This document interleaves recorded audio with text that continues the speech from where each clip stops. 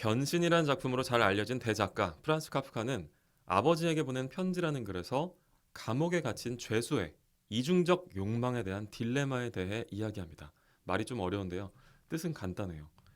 감옥에 갇힌 죄수는 탈옥을 해서 감옥 밖에서 새로운 삶을 살고 싶은 욕망을 가지고 있지만 그와 동시에 자신이 갇혀있는 감옥을 잘 개조해서 그 안에서 살고 싶은 욕망도 함께 가지고 있다는 거죠. 그리고 그 두 개의 욕망이 충돌하는데 딜레마가 존재한다는 겁니다. 여러분께서 만약에, 아니 물론 그런 일이 없어야겠지만, 만약에 감옥에 갇히는 불상사가 발생한다면 여러분은 어느 쪽의 욕망을 갖게 될 것 같으세요?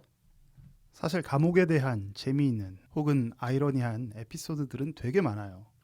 프랑스 혁명 때 바스티유 감옥을 부수고 죄인을 구출해줬더니 죄수가 기뻐하기는커녕 오히려 햇빛 보는 것을 두려워해서 다시 어둠 속으로 들어가려 한 경우가 있었다고 합니다.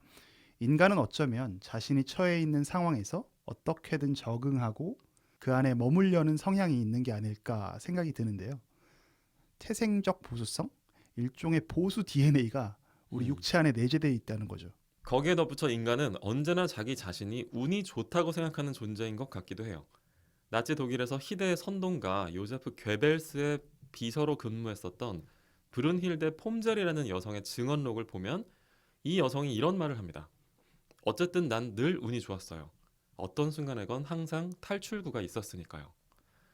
정치나 사회 문제에 아무런 관심 없이 살다가 정신 차려보니까 나치 부역자가 되고 심지어 수용소 생활까지 5년이나 했는데도 본인은 운이 좋았다고 생각한다는 거죠. 비슷한 사례를 하나 말씀드리면 프리모 레비라는 이탈리아 작가 음. 역시 유대인 수용소에서 비참한 생활을 했었는데요. 이분이 수용소 생활에 대해 쓴 책 이것이 인간인가? 라는 작품을 보면 이런 구절이 나옵니다. 오늘은 바람이 불지 않는 게 그나마 다행이다. 이상하게도 인간은 어떻게 해서든 자신이 운이 좋다고 생각한다. 어떤 상황이 어쩌면 아주 보잘것없을 수도 있는 상황이 우리로 하여금 절망의 문턱을 넘지 않도록 해주고 계속 살아가게 해준다. 우리가 어떤 상황에서도 스스로를 운이 좋다고 생각하는 이유는 뭘까요? 저는 이렇게 생각해요. 아무리 비참하고 비루한 삶이라 하더라도 적어도 그 사람 자신은 그 인생의 주인공이기 때문인 게 아닐까 오호. 싶어요. 우리가 세상의 주인공은 아니지만 적어도 우리 삶의 주인공이긴 하니까 어떻게든 우리들 자신을 중심으로 주인공이 잘 되는 이야기를 꾸며보고 싶어지는 거죠. 우리의 뇌는 어떻게든 우리가 편안한 방향으로 생각하도록 유도하는 경향이 있다고 하죠. 학자들은 그걸 인지부조화라고 부르는 것 같은데요. 감옥에 갇힌 사람의 뇌도 어떻게든 인지부조화 능력을 발휘해서 그래도 나는 운이 좋았다. 어떻게든 이 안에서 잘 버텨보자는 쪽으로 생각의 방향이 흘러가곤 하는 것 같습니다. 어찌 보면 죄에 대한 반성보다도 이런 변명이나 합리화를 먼저 생각하는 게 우리 인간들의 비루하지만 솔직한 마음 아닐까요? 그런데 만약 어떤 인간이 끝끝내 그 인지 부조화의 길을 거부하고 희망의 끈을 놓지 않는다면 어떨까요? 여기에서 희망이란 이런 겁니다. 나는 절대 이 감옥에 머무르지 않을 거고 적응하지도 않을 거고 익숙해지지도 않을 거고 언젠가 탈출해서 자유의 몸이 될 거야. 라는 희망이죠. 어떨까요? 이런 희망 가져도 되는 걸까요? 오늘 저희가 발굴해 보려는 영화 그리고 이 작품의 주인공은 어찌 보면 위험해 보이기까지 하는 이 희망의 끈을 끝까지 놓지 않고 불굴의 의지로 억겁 같은 시간을 견뎌 자신의 의지를 관철해 내고 맙니다. 감옥 같은 현실이 아니라 감옥 그 자체의 현실을 온몸으로 받아내면서 말이죠. 이 사람의 원동력은 어디에서 나온 걸까요? 그리고 우리는 어떤 점을 이 사람의 삶에서 과연 배울 수 있을까요? 프랭크 데러번트 감독의 1994년작 쇼생크 탈출, 더 쇼생크 리뎀션의 발굴을 시작하겠습니다.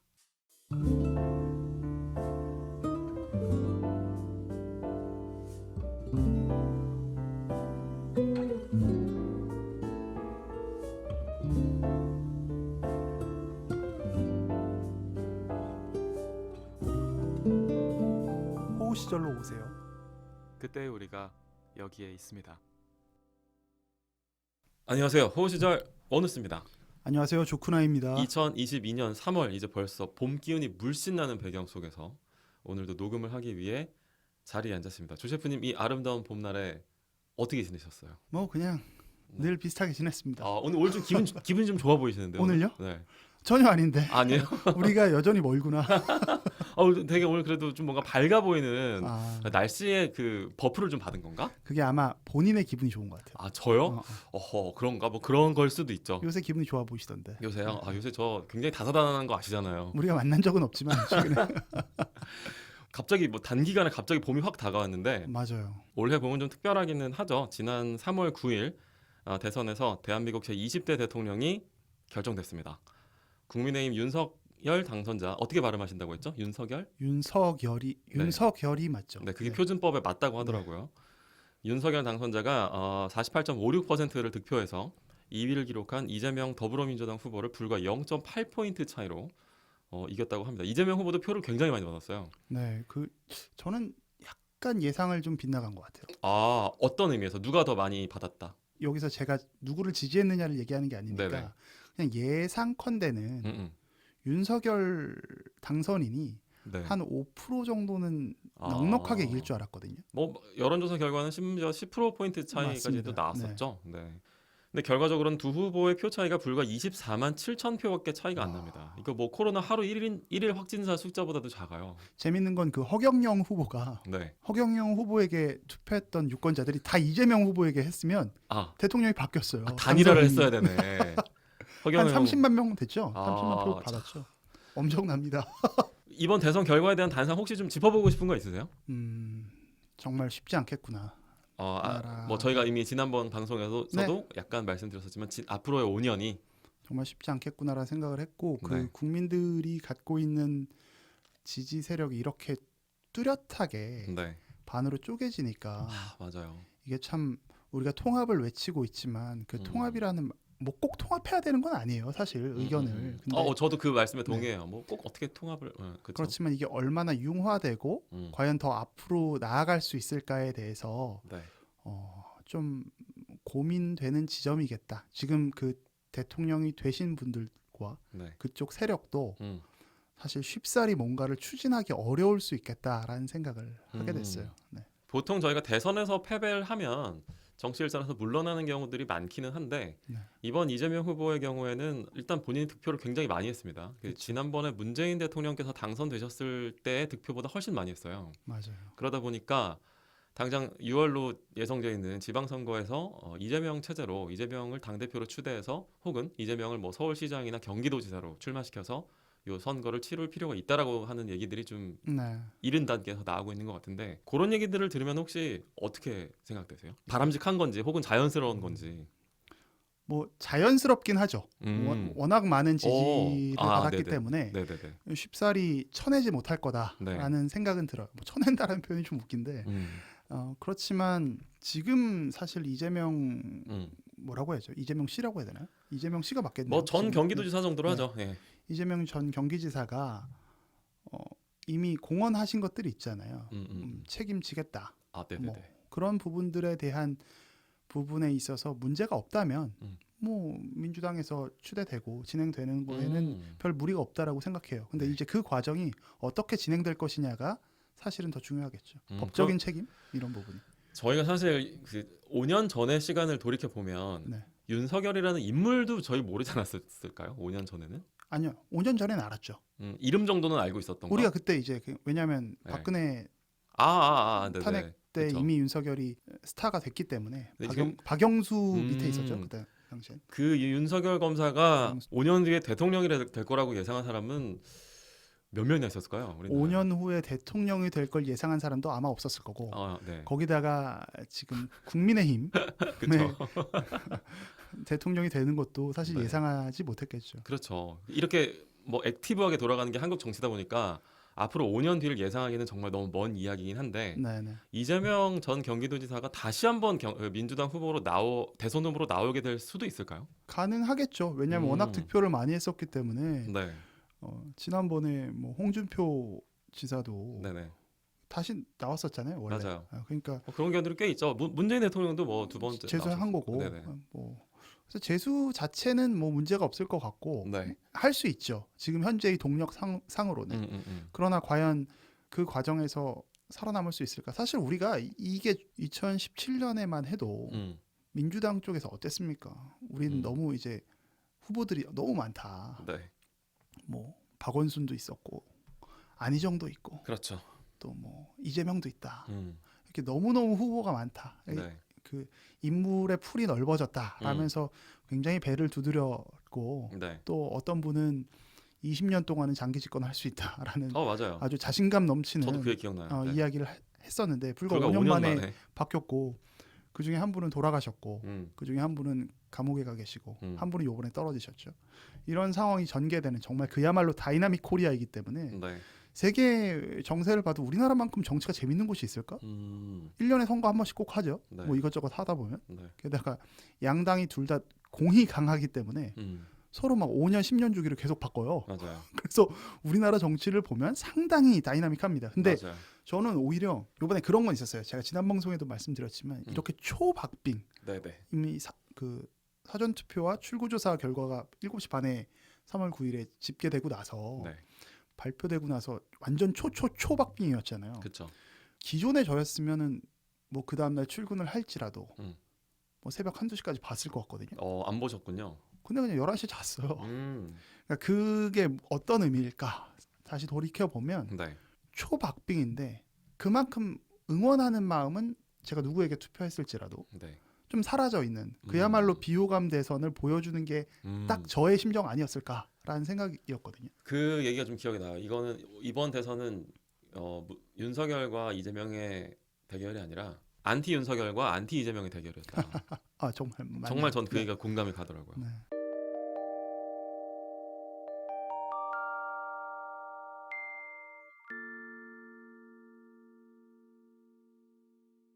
그러니까 저희가 사실 의미는 별로 없는 것 같은데 그래도 재미 삼아서 예상을 해본다면 다음 5년 뒤에 네. 물론 지금 우리가 이름도 모르는 사람이 대통령이 될 수도 있어요. 네. 하지만 지금 우리가 알고 있는 사람들 선에서 얘기를 해본다면 어떤 후보들이 다음 대선에서 경쟁을 할 수 있을지 그런 거 한번 전망이나 한번 해볼까요? 재밌으니까. 누가 감옥에 갈지를 전망하는 것도 재밌을 것 같긴 한데 어, 사실 뭐 그런 부분을 여기서 예단하기는 어렵고 5년 뒤에 네. 과연 어떤 후보가 나올지 매우 이른 감이지만 그냥 때려보자면 그렇죠. 오히려 그 5년 만에 지금 일종의 환국이 된 거죠. 그 국민의힘 이쪽 보수 쪽에서는 네. 후보들이 좀 꽤 있지 않나 생각이 들어요. 네. 얼핏 느껴도 일단 우리 지금 서울시장 오세훈 네네네. 서울시장도 그분을 제일 먼저 얘기하시는군요. 오세훈 네, 서울시장이나 요번에 단일화를 했던 안철수 그렇죠. 역시 다음 선수는 네. 안철수. 뭐 이 두 아닐까요? 사람 네. 정도가 매우 크게 느껴지고 네. 그리고 요번에 그 선대본부장이었나요? 그 원희룡 씨. 네네. 네. 뭐 이분도 베스트 플레이어 중에 한 명으로 꼽히고 있죠. 굉장히 그 합리적으로 진단을 받은 것 같아요. 국민들이 느낄 때 네. 어느 한쪽에 너무 쏠려 있지 않았다. 약간 상식적으로 뭔가를 변명하고 방어했다라는 네네. 쪽에 의견들이 좀 있는 것 같아서 네. 이 세 분 정도가 물망에 오르지 않을까 싶고 저쪽 민주당 쪽에서는 말씀하셨던 이재명 후보가 네. 여전히 굉장히 많은 득표를 했기 때문에 네. 뭐 기록으로 따지자면 윤석열 당선인이 제일 많이 득표한 거고 역대 네. 우리나라 대선에서 네. 그 다음이 바로 이재명 후보였잖아요. 그렇죠. 그래서 그 지지세가 강하다라고 생각을 하고요. 근데 저는 요번에 이제 이렇게 패배를 했잖아요. 그리고 굉장히 물망에 올랐던 분들이 이제 많이 사라졌잖아요. 민주당의 내에서. 네. 그러면 사실 인물이 좀 바뀌어야 된다라고 생각해요. 그래야 이제 쇄신이 되는 거고 네. 그 쇄신을 해 나가야 한다라고 저는 생각하거든요. 근데 그런 부분에서 본다면 조금 젊은 사람으로 네. 저는 개인적으로는 그 박용진 의원 같은 분들이 네네. 뭐 박용진 의원 얘기하시는 분들도 꽤 있어요. 네. 꽤 그런 상징성을 좀 획득할 수 있지 않겠나라는 생각을 하고 그 정의당이라고 할 수 있는 그 진보 정당이 네네네. 뭐 심상정 씨가 굉장히 열심히 노력을 오랫동안 했지만 네, 이번에 조금 괴멸적인 타격을 입었지 그랬죠. 않았나? 네. 그런데 이제 진보 정치도 좀 바뀌어야 된다. 어떤 방향으로 바뀌어야 될까요? 아니, 인물은 정말 바뀌어야 돼요. 어... 인물이 바뀌어야 상징하는 아젠다들이 바뀔 수 있거든요. 네네. 근데 심상정 후보에 대한 제가 뭐 어떤 이야기를 하는 게 아니라 네. 호를 얘기하는 게 아니라 그동안 오래 하셨으면 물러나 주는 것도 맞고 이제 우리나라 진보 정치를 뭐 권영길 씨부터 해서 오랫동안 많이 어떤 혁혁한 1등 공신 중에 하나잖아요. 네네. 그러면 이제는 후배들이 조금 실력을 갖춰서 나와야 되지 않나. 그래야 우리가 조금 더 다양한 색깔의 네. 정치 현안들을 마주할 수 있을 것 같습니다. 이번 대선에서 좀 있었던 재밌는 혹은 약간 섬뜩하다고도 볼 수 있는 현상 중에 하나가 이 유권자들을 1번남, 2번남, 이대녀, 이대남 이런 식으로 특정 계층으로 네. 몰아넣는 식의 네이밍이 정말 많았다는 거예요. 네. 이런 건 혹시 어떻게 보셨어요? 어쩔 수 없는 거죠. 그 정치라는 거는 결국은 상징하는 언어로 네. 정리되기 때문에 네. 이 현상이 옳으냐 그르냐로 이야기한다면 그렇게 유쾌한 현상은 아니죠. 무엇인가를 후려쳐서 정리하는 건. 네. 그렇지만 선거의 과정에서는 어쩔 수 없이 상징하는 어떤 프레이밍을 할 수밖에 없기 때문에 선거 전략의 차원에서 진행한 부분이라고 생각해요. 그러니까 그렇죠. 그 말씀이 맞는 것 같은 게 이건 사실 유권자의 시선이 아니고 이제 표를 얻어야 되는 정치인의 시선이라고 봐요. 그쵸. 정치 네. 전략을 짜야 되는. 네. 그래서 이 장면 안에 개인의 고유성이 좀 사라지고 탈색되고 네. 그냥 그 사람이 몇 번을 찍었느냐, 그 사람의 나이가 몇이냐가 곧 그 사람의 정치성으로 그냥 환원돼 버리는 거죠. 말씀하신 대로 우리가 선거를 되게 자주 하는 나라이다 보니까 이게 매번 선거 때마다 지금 모든 사람들이 다 자기가 정치 전략가가 된단 말이에요. 맞아요. 그래서 다 정치인이 된 것처럼 빙의를 해서 프로게이머가 되는 거지. 그렇죠. 혹은 정치 책사가 돼서 네. 정치 평론가가 돼서 자기들 스스로까지 아까 유쾌하지는 않은 풍경이라고 말씀하셨는데 그냥 스스로까지 난 1번 남이야, 난 2번 남이야라고 그렇죠. 부르고 있는 풍경이 저는 조금 이게 어쩔 수 없는 면은 있지만 네. 올바른 방향인 걸까라는 생각이 들기는 하더라고요. 맞아요. 사실은 사람이 사람을 부를 때 이름이 아니라 숫자를 부르는 건 어디의 어법일까요? 이건 감옥의 어법이죠. 군대의 어법일 수도 있어요. 그렇죠. 군번. 그래도 무슨 우리가 막 군번으로 뭐 부르지만은 않잖아요. 그렇죠. 네. 근데 이제 이거는 막 뭐 나는 1번 남, 2번 남이야 맞아요. 이런 네. 자체가 우리가 스스로를 정치의 감옥에 가두고 있는 건 아닐까 싶은 생각을 해보기도 했던 2022년 제 20대 대선이었습니다.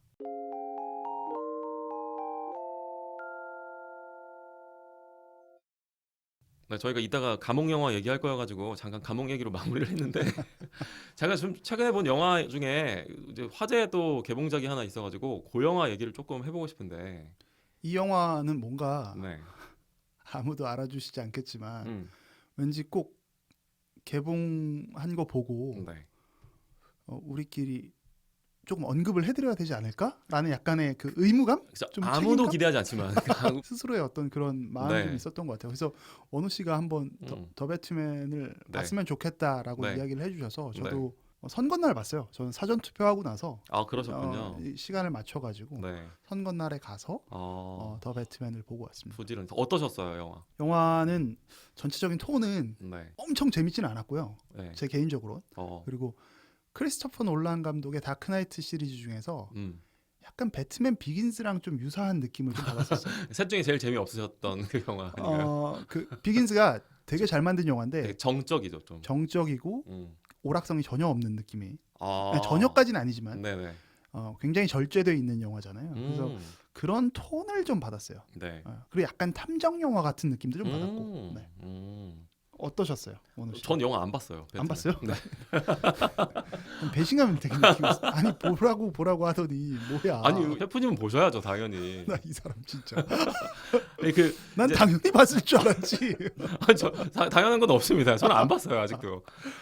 로버트 패틴슨이 사실 캐스팅됐을 때 네. 배트맨 역할로 캐스팅됐을 때 여러 가지 논란이 좀 많았거든요. 그래요? 좀 안 어울린다. 뭐 이런 얘기들이 많았는데 어땠어요? 연기는 좀 물론 베네 플렉이 더 잘 어울렸을 거다. 뭐 이런 얘기들도 있는데 저는 뭐 가면 쓰고 나오는데 뭐 그냥 굳이 얼굴 갖다가 전면이 나오는 건 아니에요. 이번에 더 배트맨이 하고 있는 이야기의 어떤 주제는 뭐예요? 어떤 얘기를 하고 있어요? 저는 원우 씨가 보고 올 줄 알고 네네. 제 나름대로는 준비를 했는데 네.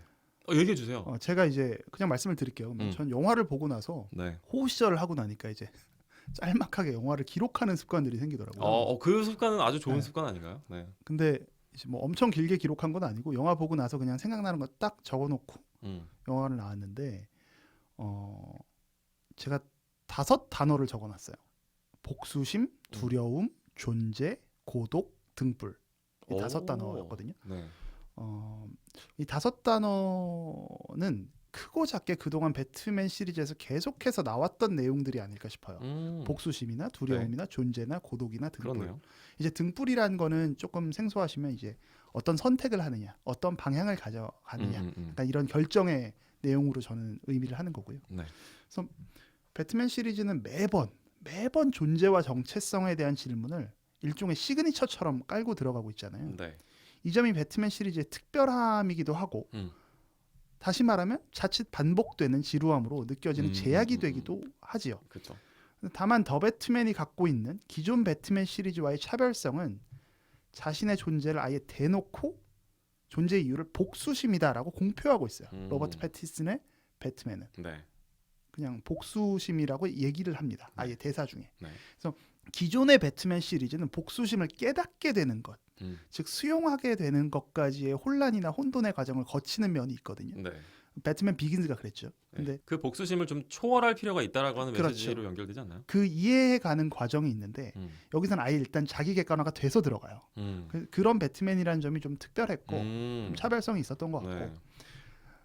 그 뒤에 있는 뭐 두려움이나 존재에 대한 고민은 이전 배트맨 시리즈를 본 분들이라면 굉장히 익숙하게 주인공의 어떤 흔들림의 과정을 보게 되지 않나. 그리고 상대적으로 좀 짧지 않나 생각을 해요. 그래서 복수해야 한다는 개인적 당위와 함께 필수적으로 따라오는 이 두려움이라는 감정에 직면하는 배트맨.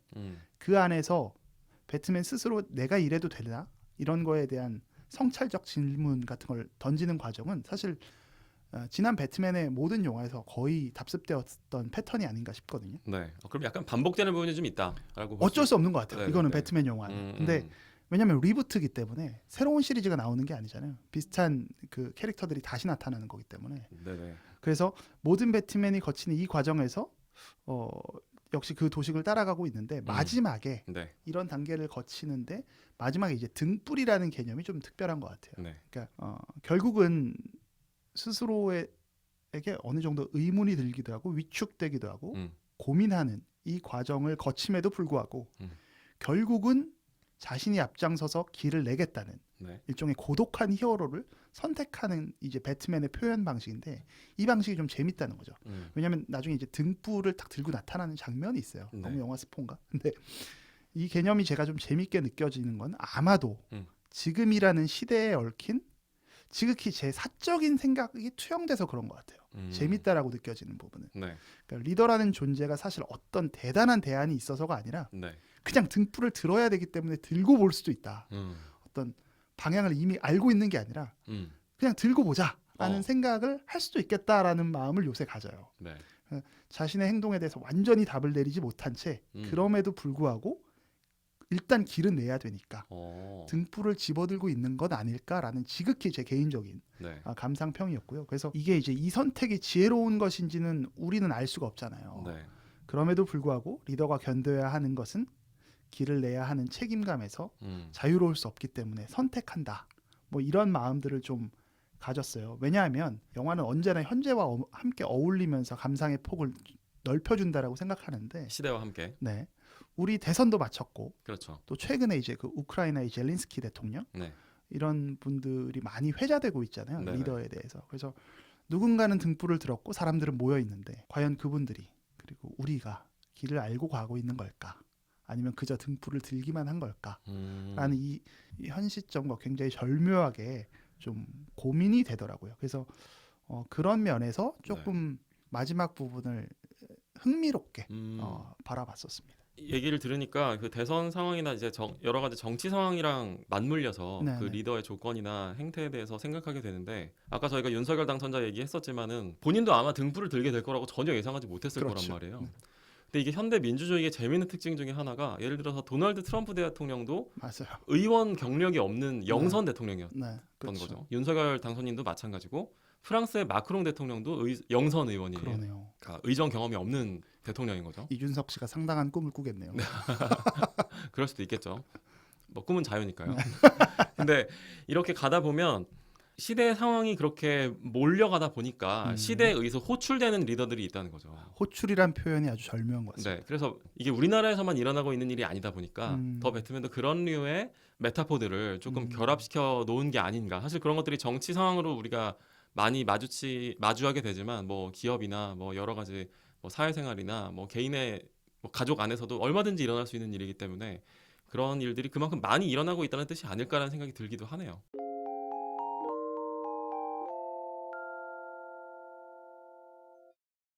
이번 배트맨을 보면서 또 하나 더 느낀 점이 있는데 네. 배트맨도 그렇고 스파이더맨도 그렇고 최근에 그 스파이더맨 노웨이 홈도 그랬잖아요. 네. 그래서 히어로물들의 히어로가 음.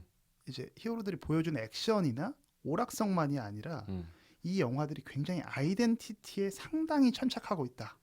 요즘 분위기는. 네. 근데 그게 언제 시작됐냐면 2000년대 중반 호우 시절에 시작된 거예요. 아, 그러네요. 네. 그게 아직까지 이어지고 음. 있으면서 더 엄청나게 발전되고 있는 겁니다.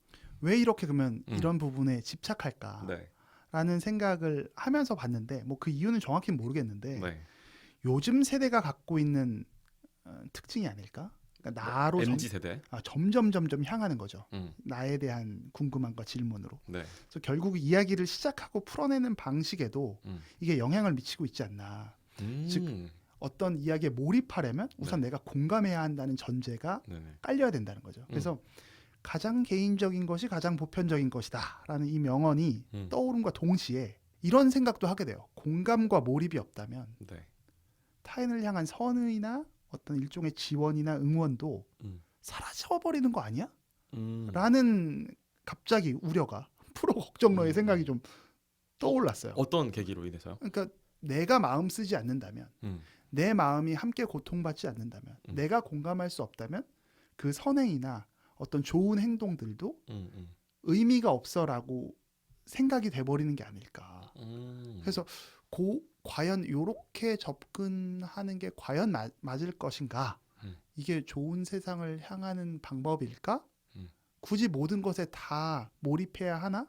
이런 생각들을 조금 했었어요. 이 영화를 보면서 오히려 왜 이렇게 다 나로 다 풀까? 모든 것들이 내가 공감할 수 있는 아주 개인의 네. 아주 마이크로한 부분에서 출발할까? 이걸 뭐 나쁜 의미로 봤다기보다는 네. 문제를 풀어내고 어떤 문화적인 컨텐츠를 소비하는 방식마저도 다 그러다 보니까 자칫 우리 사회가 너무 개인적인 공감과 경험이 전제되어야만 다른 어떤 넥스트 스텝을 이어갈 수 있게 돼버리는 건 아닐까라는 걱정 아닌 걱정을 잠깐 해봤었습니다.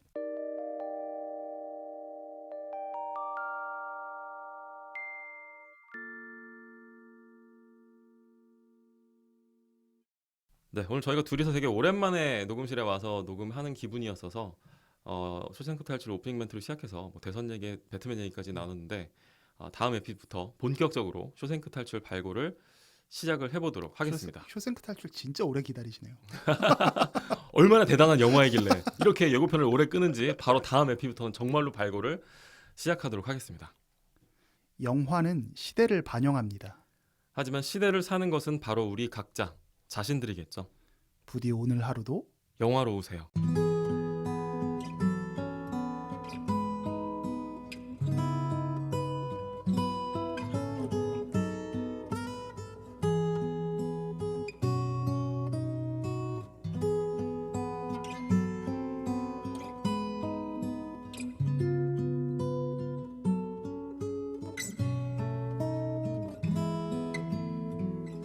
우리의 호우 시절.